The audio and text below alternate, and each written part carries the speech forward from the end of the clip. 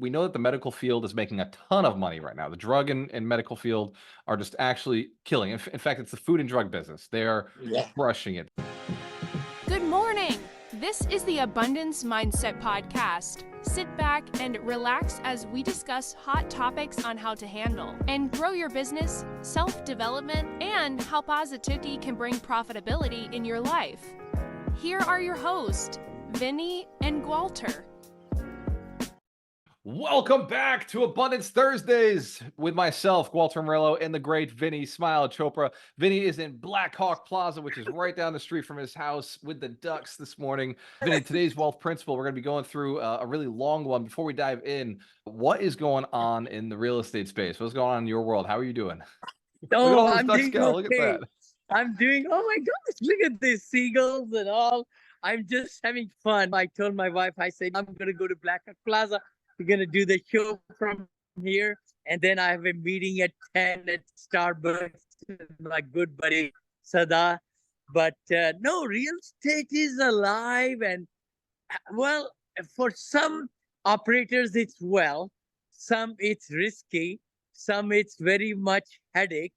I know it's just a whole shebang of things, brother. Interest rates have really killed commercial real estate and even residential also, with so many hikes, which is almost like somebody said 21 times hikes of 0.25, because last year Fed raised 0.75. That's three of the 0.25, right? So it's been just a very difficult situation for a lot of operators. And I've been selling. I've not been buying. Last year, I bought 0. Year before, I bought 1. Year before, I bought 1. And then 0, and then 2. So last 5 years, I've been selling rather than buying in commercial real estate. So I think that has really served me well. And then construction is also very much on the back burner now. That's the other challenges I've had, my partner and I, getting the construction loans and things like that. Some of my investors know our challenges. The key thing is you got to keep your chin up. You got to keep your chin up. You got to be in the field to play. I always say that. You cannot be a spectator outside. I was teaching yesterday, 2 hours actually, I taught in my mentoring sessions. And people said, okay, I want to buy something 15 to 20 units in Greenville, South Carolina. And I took the whole exercise, what Vinney Chopra will do. And right on the recording, we went to the internet and went to different sites and found some properties right there live. And it was really amazing. I said, hey, Vinney, you can still do it, brother. It's nice to know you can always start over if you had to, right? So, Vinney, this whole principle is principle 12. Alleviate a frustration experienced by a large group of people who are willing to pay enough to make it worth it. Now, it's a long principle. It comes from the book, The E-Myth, which you've talked about many times. In real estate, we're solving problems. You say it to us all the time, every week. You solve problems, add value. What do you think are some of the big problems that are coming to, let's call it America? What are the big, I know it's coming to the world, but what are big problems that are coming to this country? What is something that is so big that it's just like a huge wave that people are going to have to find solutions, like in the real estate space? Oh, wow. There is a gamut of things. Of course, with the problems come opportunities, definitely. I would say it's an election year. We got to watch out special lobbyist groups who are giving all this money to the candidates. They're going to expect a lot of returns back. Nobody invests into that kind of thing. I think that again, not really the crystal ball, but Trump might be back from what I see with the New Hampshire and all that. I think Nikki Haley's getting second. And then I saw Vivek over there, an Indian chap who became billionaire, and he always has promoted Trump. So he might be the second vice president candidate. It seems like to me, but I don't know. The thing is, Fed is saying they're going to cut the interest rate in 3 times, maybe starting in June, 0.25, 0.25, 0.25. Some predictions are only 0.5 for the whole year. Stock market is going higher and higher. 500 S&P I do quite a bit stock market, and I've been buying technology stocks, which are doing really well lately. Of course, Nvidia is there. I'm not promoting anybody to buy that, but Nvidia has made me a lot of money. I still am in there.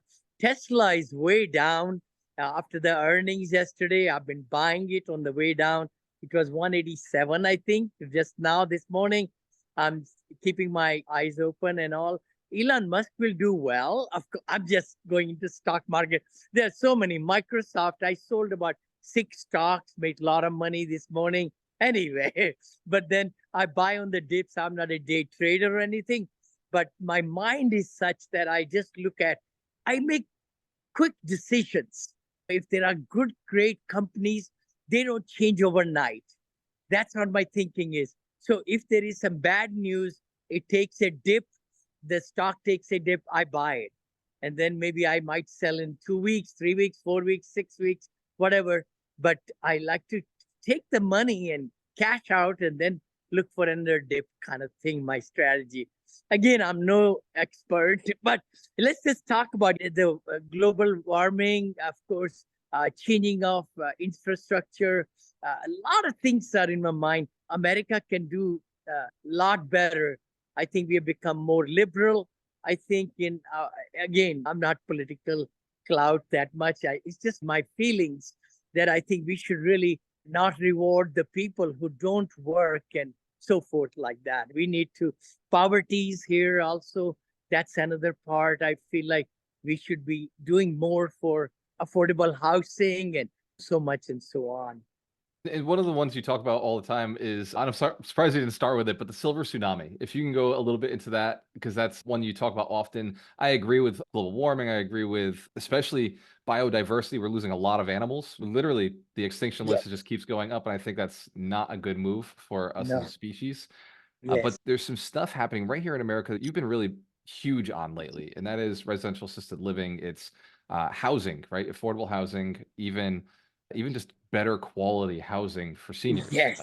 What is Yes. the So silver tsunami if somebody's just oh tuning my into us for gosh, the first silver time? tsunami is a tsunami that nobody can stop it. Nobody can stop it because it's the aging process of us, all of us. And the key thing is we got to catch this wave. Our population in United States, 20 to 25%, 1/4 of population is going to be older people, 65 plus. We are about maybe, I think seniors are right at 57 million right now. It's going to be close to 98.9 million. And then, of course, 10,000 baby boomers are turning 65 every night in United States. I caught this fever about 5 years back, and I knew that. I love multifamily, but why not to pivot into assisted senior living, memory care, independent living in that uh, niche of the market, which I'm really proud. And I wrote the book also, which is being launched. It's on Amazon right now also, and we're going to do it with press releases and everything next month when I come back from vacation. And that's going to be Senior Living Investing Made Easy. SeniorLivingInvestingMadeEasy.com is my also domain name. Then also on Amazon, a lot of good reviews should be coming up when I start promoting it. Then the other thing is SeniorLivingInvesting.co is my website where I talk about silver tsunami and give some graphs and lots of good stuff there. You're right. I think it's trillions of dollars right now.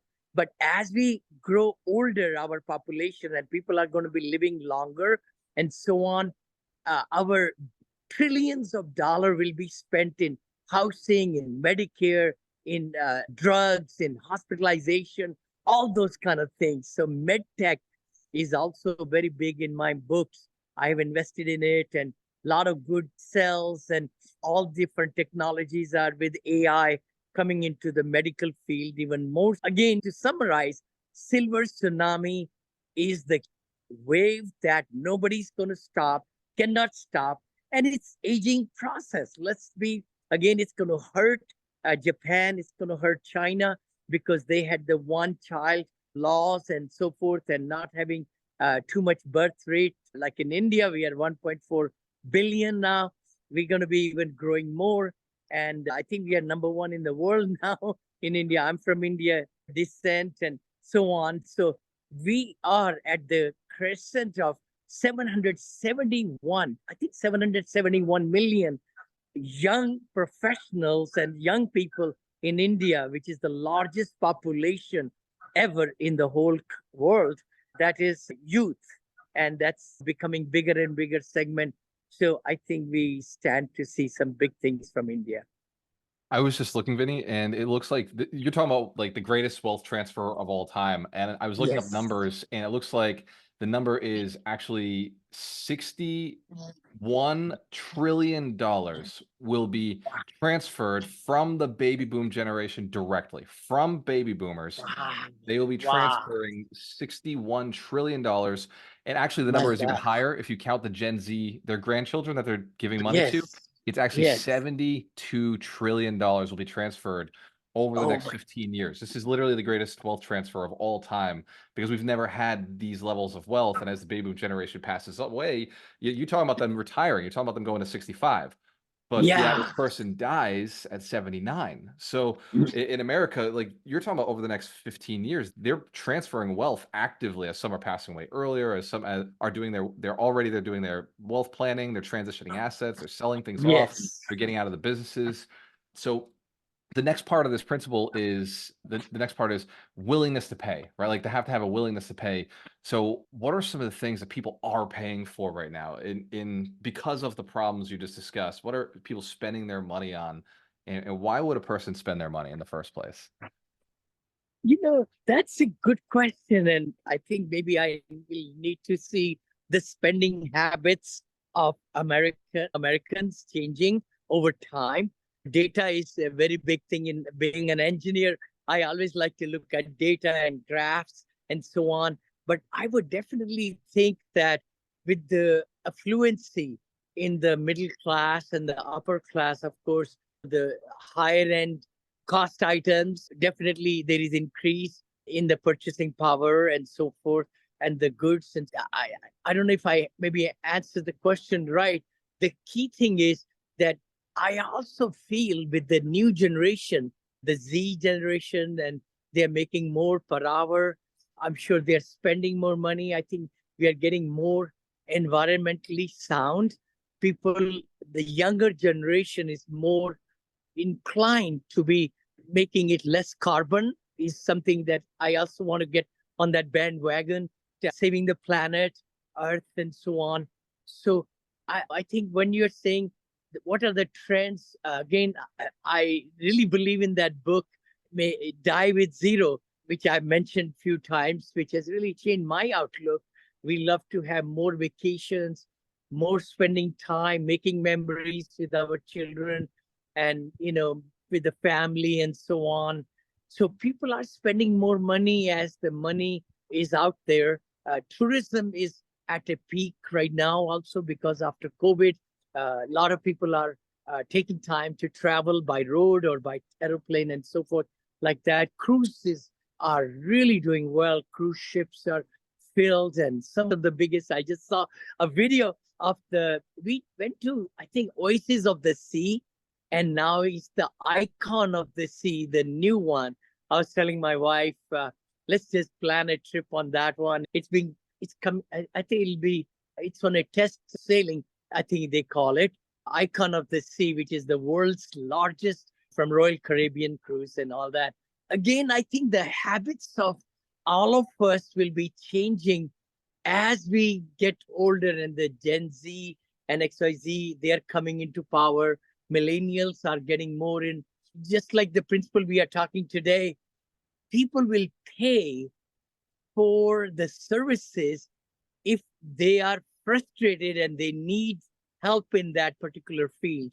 I think coaching and mentoring has gone to a new level, I think, in the last 3-4 years after COVID. There's so many mentorships, programs, masterminds, lots of billions of dollars, I thought I read somewhere, is poured into self-help in this country. And not only that, we are also looking at the medicines. And that's something really bothers me, is that we spend so much money on supplementals and so many vitamins. And as compared to India, where I was born and everything, people are just more holistic and natural eating spices and things like that, or eating vegetarian. I'm not a vegetarian, but a lot of our body can heal us much better than eating outside medicines. And that sometimes I feel is a big flaw. I think advertising is big in this country, in USA. And then every special group is trying to put so much money into ads so that people feel that, oh, I do want, and they look at your frustration. I think like weight loss, this is January now, 25th. How many people are really buying lots of different? I just heard about one medicine for, I think it's for diabetes. I just heard $300 a shot or something injection. People are buying it for $1,000 to reduce weight. It's Wow. a medicine for diabetic patients, but it's also reducing weight. So people are using that. Anyway, I'm not criticizing the manufacturers or like that, but that's my opinion. And I think we sometimes feel USA is the biggest. Maybe I need to look at that. We should do something, Brother Walter, how this consuming of the different allopathic medicines or vitamins and all that is such a big business. And I think if we do holistic medicine and yoga, which you are starting, you mentioned it, and I've been doing it, and it's so good to really take care of our health on a daily basis and eat right and eat splurge over the weekend, maybe one day a week or so, but eat right with less fat and high protein diets and so forth. And I used to really believe in a lot of vitamins myself, but then I have not eaten much. I'm going to be 72 this year. I just feel if the body can really produce the right enzymes and cells and all that, I think that's the better way. Vinny, you just gave us so much understanding of where the psychology is. Right? Think about it. You're absolutely right. We know that the medical field is making a ton of money right now. The drug and medical field are just actually killing. In fact, it's the food and drug business. They are Yeah. crushing it. They're selling sugar, then they're selling all the Oh, prescriptions my for God. sugar. And then you talked a little bit about the real estate demand, the need for housing, the fact that people are aging out. And the fact that people are also a little bit more focused on fun. They're focused on enjoyment. They're focused on quality of life.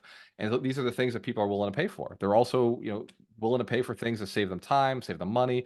And so for each person who's listening, think about those. But also you brought up yoga and you brought up a diet and you really focused a lot on the health of that. And that's something that we're seeing the baby boom generation very focused on. They're focused on their health now. They're focused on what they're putting Yeah. into their bodies. They're focused on their exercise, focused on their shape, their condition. I'm doing this yoga. I'm doing yoga, right? I've been doing yoga since the first of the year. So 25 days straight, yoga every day. And Yes. I've had a tremendous change in my mindset, a change in my body, a change in my energy level. But I also started a fast 100 hours ago. So I haven't eaten any food in 100 hours. This is Wow. day 4.5 right now. And I feel That is amazing. fantastic. Oh my gosh. Wait a minute. India's president, by the way, Prime Minister, sorry, Modi, Mr. Modi, he's well regarded in USA also. He was here. He did not eat for 11 days.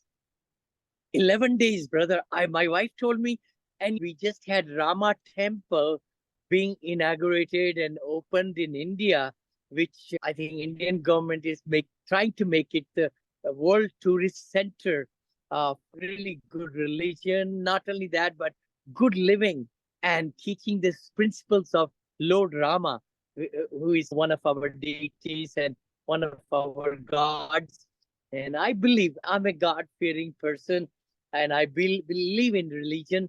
Hanumanji and Ramaji and Krishnji and Ramayana is our book like Bible. It's Ramayana and Mahabharata. Those are two kind of like our Bibles. Anyway, I respect every religion, but he did not eat for 11 days. Oh my gosh. And then he broke his fast when the inauguration happened a couple of days back. It was covered all over the world. Rama Temple or Rama Mandir, it's called Rama, Rama, Mandir. Just Google it. It's one of the best spectacles where so many dignitaries came, and India really got very proud. This could have happened 500 years back, but it happened this week. Vinny, this is so cool. I just learned so much about your culture, about your religion, and I'm fascinated because your mindset clearly comes from doing certain things, taking care of people, being positive, keeping your body and a lot of the practices that we do here in the Eastern world, the Western world is we're pulling a lot from India. We are, yoga is from that area, and a lot of the spiritual thoughts that our thought leaders like Napoleon Hill and Ralph Waldo Emerson and these older thought leaders who created this kind of personal development world are taking a lot of that thought from Hinduism, from those beliefs around abundance. So it's actually really cool that you went into that space. We have another component to this principle. It is crafting solutions. So what is, as a real estate investor, when we're talking to ultra high net worth individuals, they're very good at crafting solutions. They've at least crafted solutions in the past. Like somebody who just sold their business for 5 million or 10 million or 50 million, you built something pretty amazing. Now, for a person looking to get into real estate after not being in real estate, let's say they sold their restaurant business or their cleaning company, or they had a big landscaping business, sold 50 million, 100 million, these big sales, when you're crafting a solution for a person who's about to go through a sale or who already went through a sale to protect them from taxes going forward, to give them passive income, to give them access to real estate, how do you craft that solution? Because I know that the people who are listening to us are either in that challenge or they're investors who are working with Yeah, you in that she's challenge. right. I think she or he, right? Sahib is right there. There. Hi there. That's so That's the cute. next So generation cute. right there, Vinny. I know. You're so right. I think, to be very truthful, my mind is very blank most of the time. I say that always. You said that at the summit. You mentioned that as one of your superpowers is that you're able You to know, live in the moment because you clear your mind. yeah, really. And that is really a good gift I have developed. It never used to be like that, but that really gives me power when I do sit down and start thinking about a topic or some different things I want to do in life and focus myself. Then I get tunnel vision. And then I try to just say, hey, Vinny, you can only do this much. But at the same token, in coming with systems, I say to myself, I think it's in Built to Last book I read, David Collins, I think, book, Power of and or. So a lot of time we think about abundance mindset or scarcity mindset. I can only do this or this or this or this. I say that. But if you use the word and, your whole mindset changes from scarcity to abundance. And that is, I can do this and this and this and this. Just the whole thing, just change it. And now you are able to go outside the box. And then you can look at what's important in life.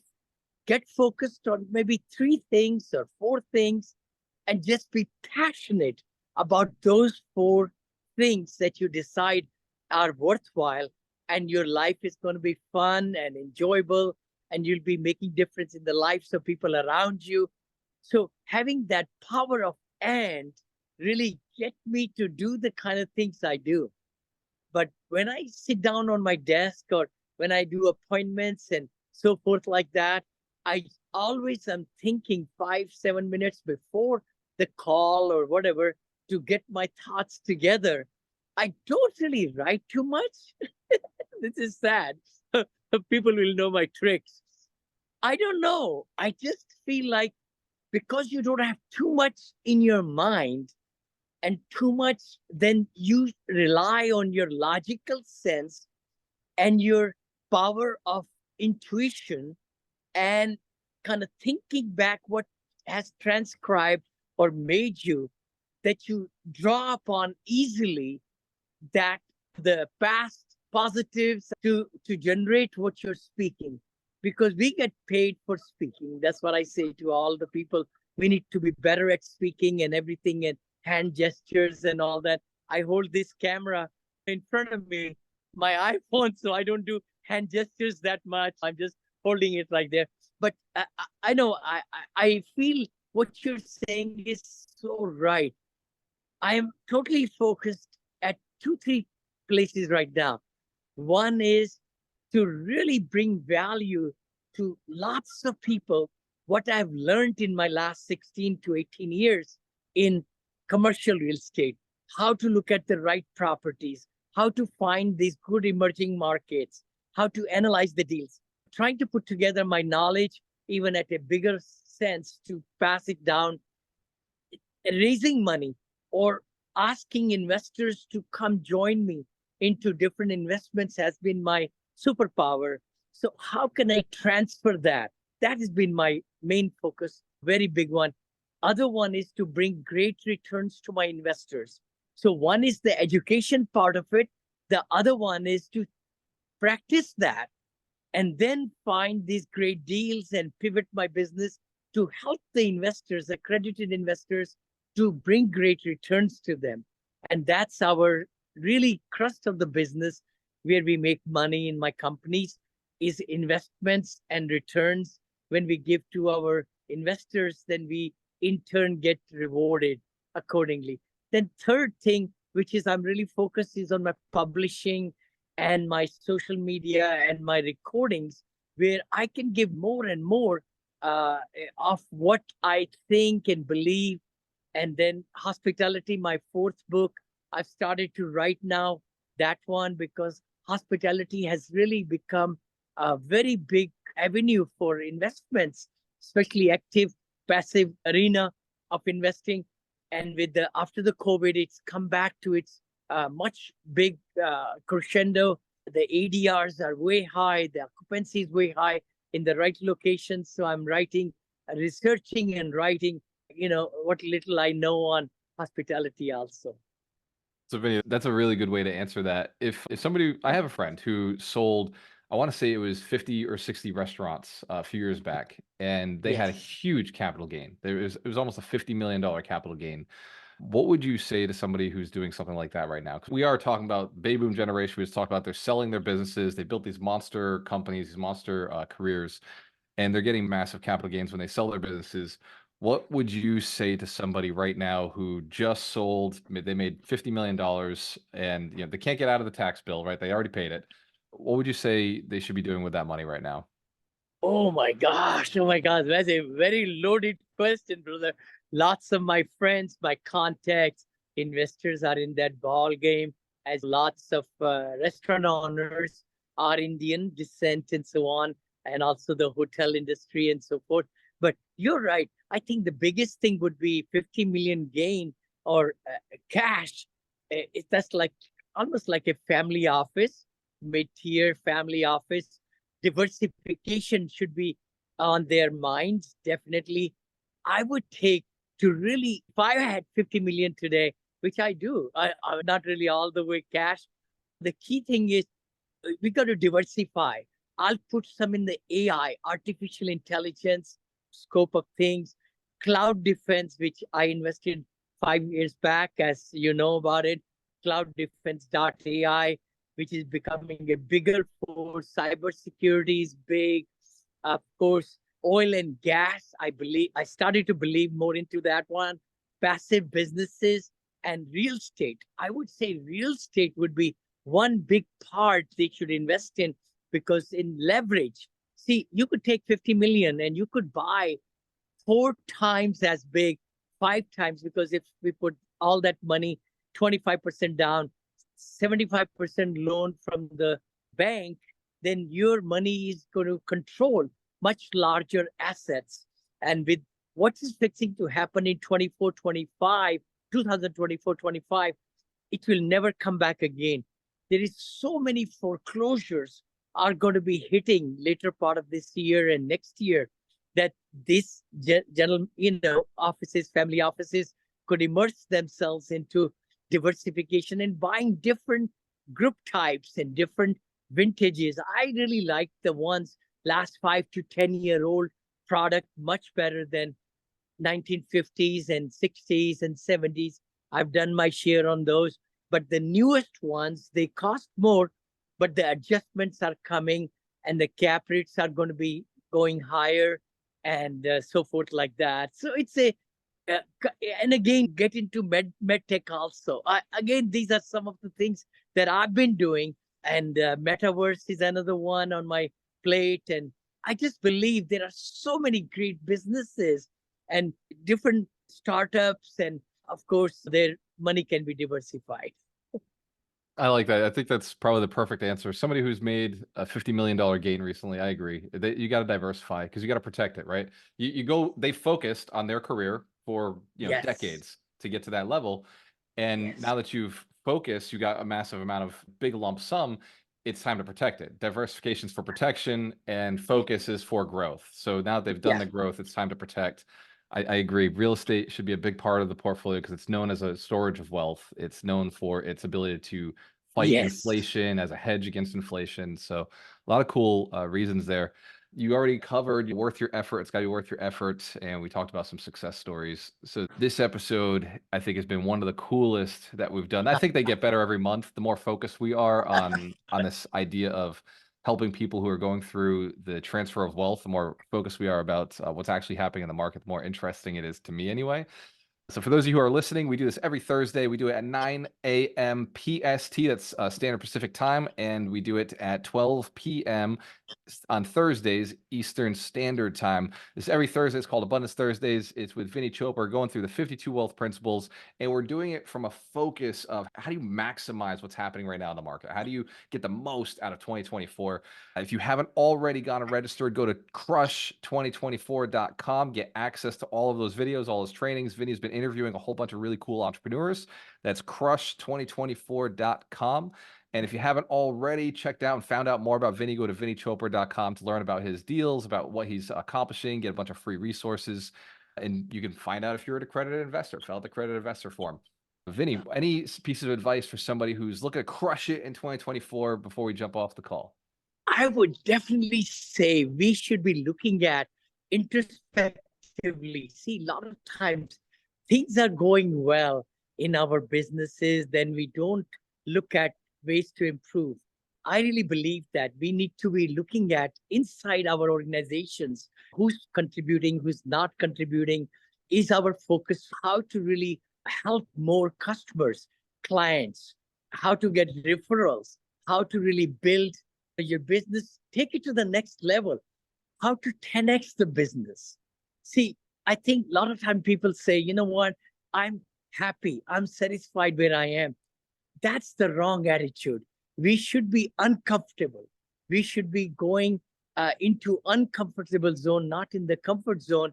Again, it's for making money, more money. There's nothing wrong in making money, but give more to charities and give to beautiful other places where you could really, you want to give more to the outside world, maybe even reduce the price of some of this product so that a lot more people can enjoy your product.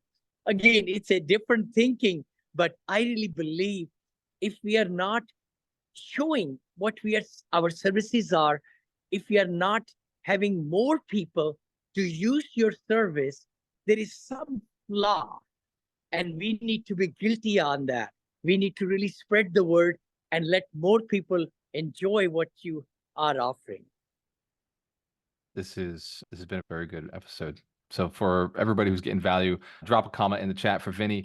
He is 71 years young. He's getting younger every day. And to each one of you, we want to see you do very well. Get access to the free resources at Alchemist Nation. We'll see you Saturday at the 52 Weeks to Wealth. Go to ibuildmillionaires.com. Cheers to your success. We have a choice. Always work with the best. We will see you next week. See you next week. Hey there! The upcoming episode is scheduled for Thursday. We appreciate your viewership of the Abundance Mindset Show. Tune in every Thursday at 9 a.m. Pacific Standard Time or 12 p.m. Eastern on various social media platforms hosted by Vinney Chopra and Gualter Amarello. Don't forget to subscribe, share your comments, and leave a 5-star review. Thank you for your support.